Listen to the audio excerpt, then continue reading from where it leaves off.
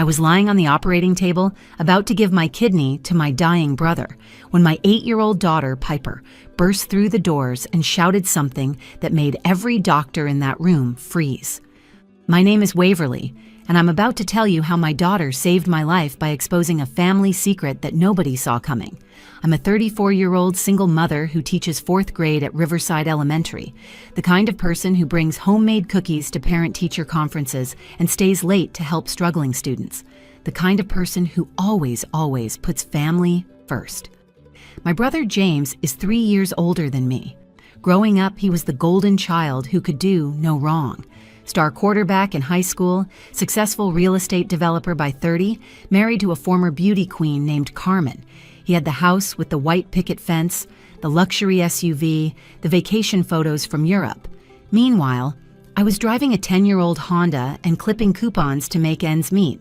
My daughter Piper is 8 years old, quiet as a mouse but sharp as a tack. She notices everything: the way people's voices change when they're lying, the way adults spell out words they think she won't understand, the way her grandmother Loretta only calls when she needs something. My mother, Loretta, is the kind of woman who runs her family like a small country where she's the supreme ruler. She decided who hosted Thanksgiving, who got birthday parties, and who was in or out of the family's good graces. My father, Vernon, learned 40 years ago that the secret to a peaceful marriage was letting Loretta make all the decisions. 3 weeks before I found myself on that operating table, I was just a tired single mom trying to make it through another school year. I had no idea that my daughter had been collecting evidence like a tiny detective. I had no idea that my brother's perfect life was built on a foundation of lies. And I definitely had no idea that the words family duty would become the most dangerous phrase I'd ever hear.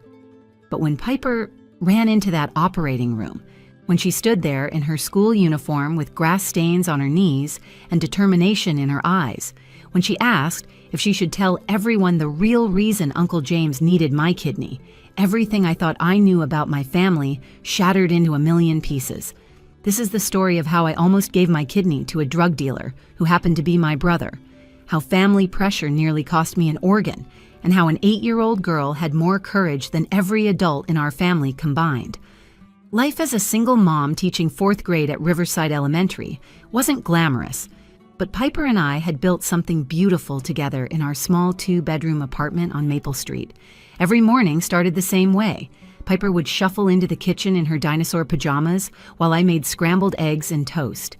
She'd sit at our little round table, swinging her legs and making observations that always caught me off guard. "Mom, why does Grandma Loretta always say family comes first but never visits us?" she asked one Thursday morning, exactly 1 month before everything fell apart. "She drives past our street to get to Uncle James's house." I set her plate down gently, buying time to think of an answer that wouldn't reveal my own hurt. "Grandma's just very busy, sweetheart. And Uncle James has a bigger house for hosting family dinners. But our apartment is cozy," Piper said, taking a bite of toast, "and you make better spaghetti than Uncle James." She was right about the spaghetti. I'd learned to cook from my Italian grandmother on my father's side, the one family member who'd treated James and me exactly the same.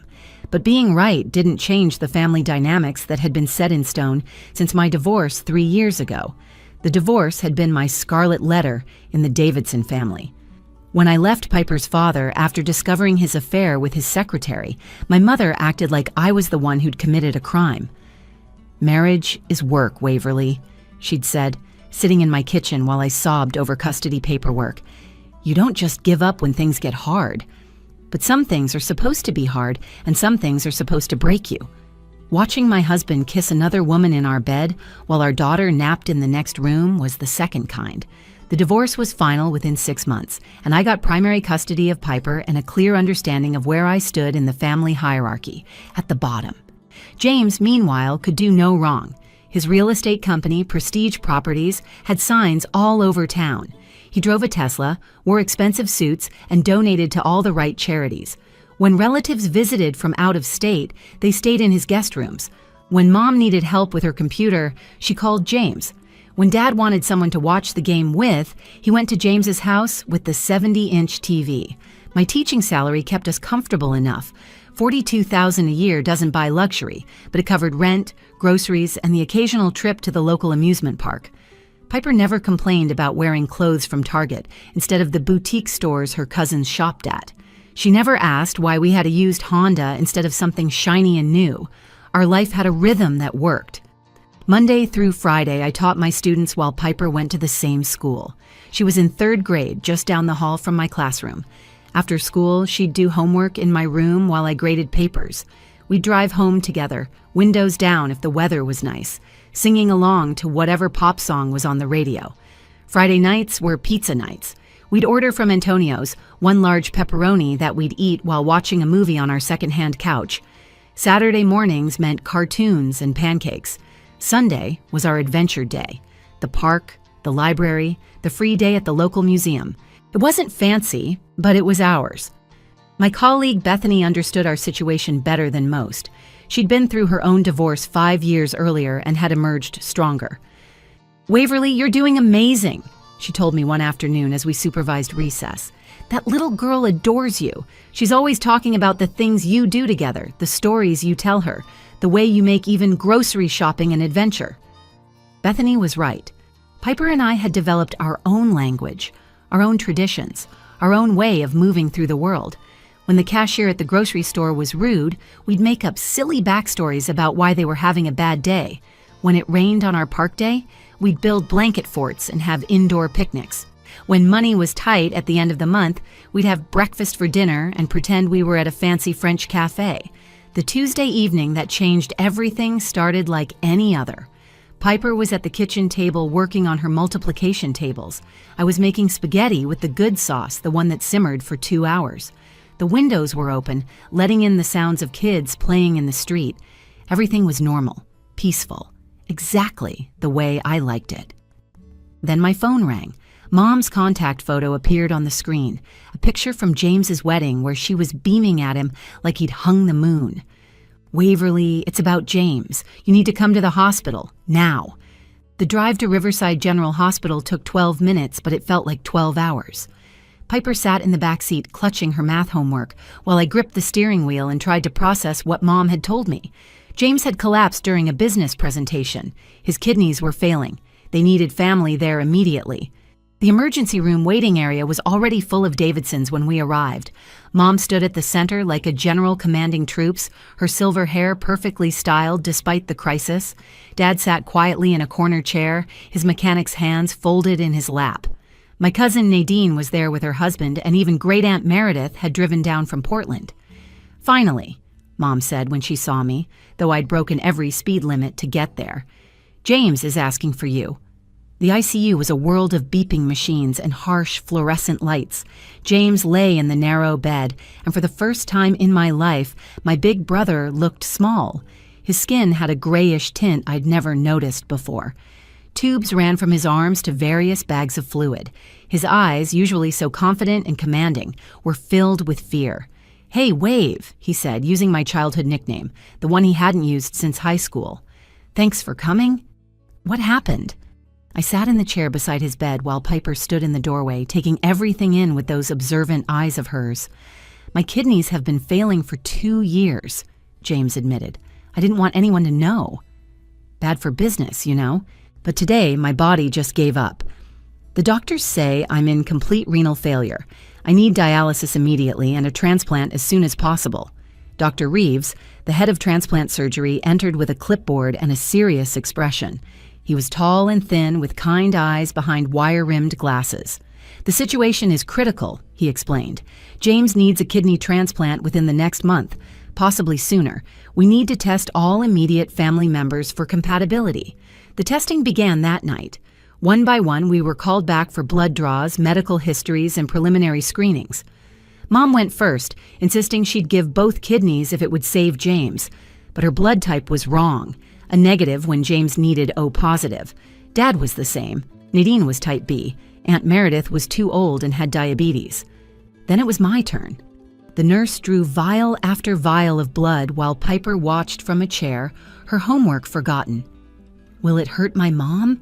she asked the nurse. "Just a little pinch," the nurse assured her. "Your mom's very brave." But bravery had nothing to do with what came next. The results came back the following morning. I was a perfect match. O positive blood type, excellent health, no underlying conditions. Even our tissue markers aligned in a way Dr. Reeves called remarkably compatible.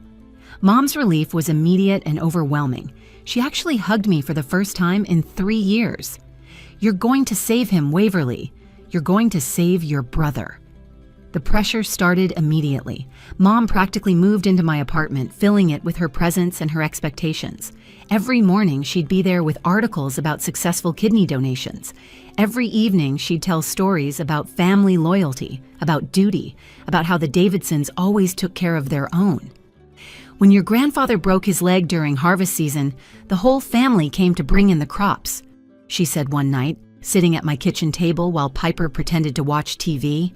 "When Aunt Meredith had cancer, we all took turns driving her to chemotherapy. This is what we do, Waverly. This is who we are." But James and I hadn't been close in years. After my divorce, he'd made his position clear. "Maybe if you'd been a better wife," he'd said at a family dinner loud enough for everyone to hear. "A man doesn't stray unless something's missing at home." Now that same brother needed my kidney, and suddenly I was family again. Suddenly I mattered. Mom started including us in family group texts. Dad began stopping by to check on us. Even Carmen, James's perfect wife, called to thank me for considering the donation. "You don't have to do this," Bethany told me during lunch break at school. "Being related to someone doesn't mean you owe them an organ." But she didn't understand the weight of the Davidson family expectations. She didn't understand how Mom could make you feel guilty with just a look, how the entire family would turn against anyone who didn't fall in line. Piper understood, though. She watched everything with those careful eyes. She noticed how Grandma only brought groceries now that we were useful. She noticed how Uncle James suddenly remembered her birthday with an expensive gift. She noticed how the family that had ignored us for 3 years suddenly couldn't do enough for us. "Mom," she said one night, crawling into my bed, "are you going to give Uncle James your kidney?" "I don't know yet, baby." "I don't think you should," she said quietly. "Something's not right." 3 weeks of relentless pressure finally broke my resistance. James had started dialysis, spending 4 hours every other day hooked to a machine that cleaned his blood. His business was suffering. Carmen called me crying, saying she couldn't watch him deteriorate anymore. Mom had essentially moved into my apartment, her presence a constant reminder of my family obligation. The breaking point came on a Thursday afternoon. I'd taken a sick day to accompany James to his dialysis appointment. Watching him connected to that machine, his face pale and drawn, stirred something in me. Despite our differences, despite the years of being treated as less than, he was still my brother. The same brother who'd taught me to ride a bike, who'd threatened my first boyfriend, who'd carried me home when I broke my ankle climbing trees. "I'm scared, Wave," he admitted, his voice barely above a whisper. "The dialysis isn't working well. My body's rejecting it. Dr. Reeves says, without a transplant soon, I might have weeks, not months." That evening, I called a family meeting at my apartment. Mom, Dad, Nadine, and Carmen gathered in my small living room. Piper sat at the kitchen table, supposedly doing homework, but listening to every word. "I'll do it," I announced. "I'll give James my kidney." The relief in the room was palpable. Mom actually cried, real tears streaming down her carefully made-up face. Dad nodded approvingly, the most emotion I'd seen from him in years. Carmen grabbed my hands, thanking me over and over. Even Nadine, usually so reserved, said I was doing the right thing. "You're a hero, Waverly," Mom declared. "A real hero. James will never forget this. The family will never forget this." But later that night, after everyone had left, Piper crawled into my bed with a troubled expression. "Mom, I need to tell you something." "What is it, sweetheart?" "Remember last month when we saw Uncle James at the mall? When he said he was at a business meeting in Chicago?" I remembered. We'd been shopping for school supplies when Piper spotted him outside a restaurant. He'd seemed flustered, quickly explaining he'd had to cancel his trip at the last minute. "He was with a woman," Piper continued. "They were kissing." "It wasn't Aunt Carmen." My stomach twisted. "Maybe you were mistaken, baby." "I wasn't. And there's more." She pulled out a small notebook from under my pillow, one of those composition books kids use for school. "I've been writing things down." The notebook was filled with her careful handwriting. Observations dated over the past 3 weeks. Uncle James on phone calls when he thought no one was listening. Conversations between Grandma and Grandpa about James's problems. Medicine bottles with different names. Screenshots she'd printed at the school library. "Piper, how did you get all this?" Uncle James gave me his phone to play games during his dialysis appointments. But I looked at his messages instead. "Mom, he's been lying about something big." I read through her notes, my hands shaking. References to someone named Derek. Mentions of inventory and distribution. Photos of prescription bottles with various names, none of them James Davidson. A text message from 2 weeks ago that made my blood run cold. Once I get the kidney, I can get back to full capacity. My sister has no idea what really caused this. "Mom, I Googled kidney failure causes at the library," Piper said. "Taking too many pills can destroy your kidneys. Uncle James has been taking lots of pills, different kinds, all the time. I wanted to dismiss it as a child's misunderstanding, but Piper had been methodical. She'd documented dates, times, and conversations. She'd taken photos of his medicine cabinet during our visits. She'd even recorded a conversation on her tablet, James talking to someone about keeping Waverly in the dark until after the surgery. The surgery was scheduled for Monday morning, just 3 days away. I'd already taken medical leave from school. My substitute was prepared. The preoperative appointments were complete. Everything was in motion. "What should I do, baby?" I asked Piper, this 8-year-old who'd become my wisest advisor. "Tell someone," she said simply. "Or let me tell them." But who would believe us? Mom would dismiss it as cold feet. James would deny everything. The family would say I was making excuses to back out. I needed more proof, but time was running out. That weekend, I went through the motions of preparation, the pre-surgery diet, the medical clearances, the paperwork, but I also did something else. I contacted James's ex-business partner, someone who'd left the company abruptly last year. I reached out to Carmen's sister, who'd made strange comments about James at Christmas. I started piecing together a picture that made my decision clear. Sunday night, the eve of surgery, I sat with Piper one last time. "If something seems wrong tomorrow, you know what to do?" She nodded, clutching the folder of evidence we'd compiled together. "I'll be brave, Mom. Just like you taught me." Monday morning arrived with a cold February rain beating against the hospital windows. I'd been at Riverside General since 5 a.m., going through final preparations. The surgical team had explained everything one more time. The incision, the removal, the recovery time, the lifetime of monitoring that would follow. I'd signed consent form after consent form, each signature feeling heavier than the last. James was already in the adjoining operating room, unconscious and prepped. Through the small window in the door, I could see him lying there, surrounded by masked figures in blue scrubs. In a few minutes, they'd put me under too, and when we both woke up, my kidney would be keeping him alive. The anesthesiologist, Dr. Martinez, checked my IV one final time. "Any last questions, Waverly?" Before I could answer, the double doors of the operating room burst open with such force that several nurses jumped. There stood Piper in her school uniform, navy blue jumper with grass stains on the knees, her hair still in the crooked braids I'd done yesterday. Behind her was Mrs. Chen, my 70-year-old neighbor, both of them breathless and soaking wet from the rain. "I'm so sorry," Mrs. Chen gasped, her hand pressed to her chest. "She said it was life or death. She said her mommy was in danger." Security immediately moved toward them, but Dr. Reeves held up his hand. Something in Piper's face, that fierce determination I knew so well, made him pause. "Mommy, should I tell everyone why Uncle James really needs your kidney?" The room went completely silent.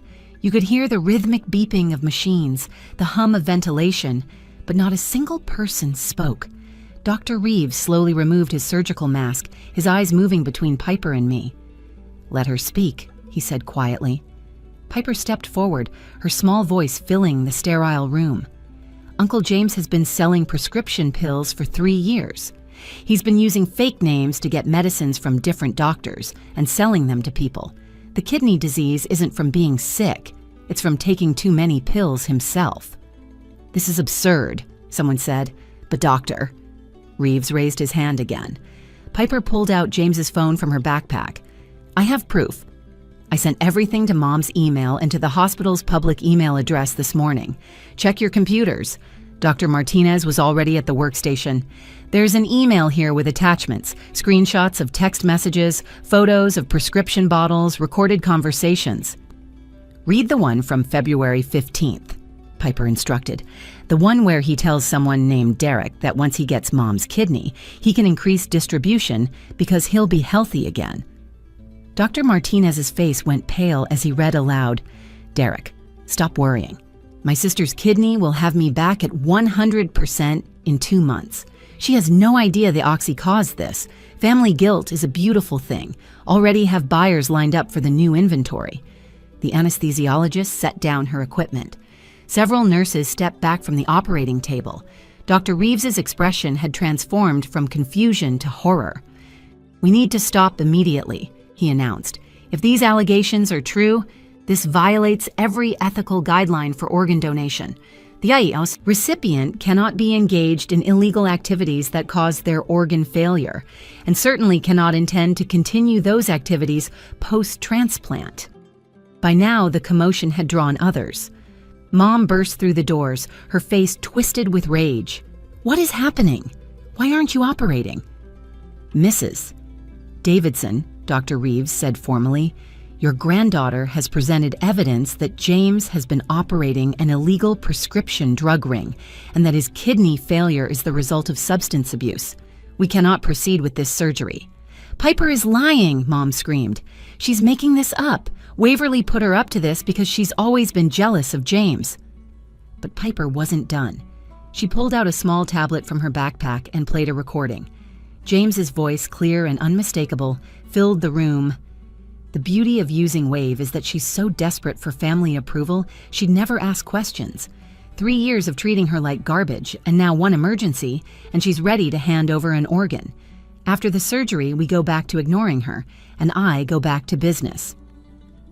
The hospital's chief of staff had arrived, along with 2 security officers. "We're calling the police," he announced.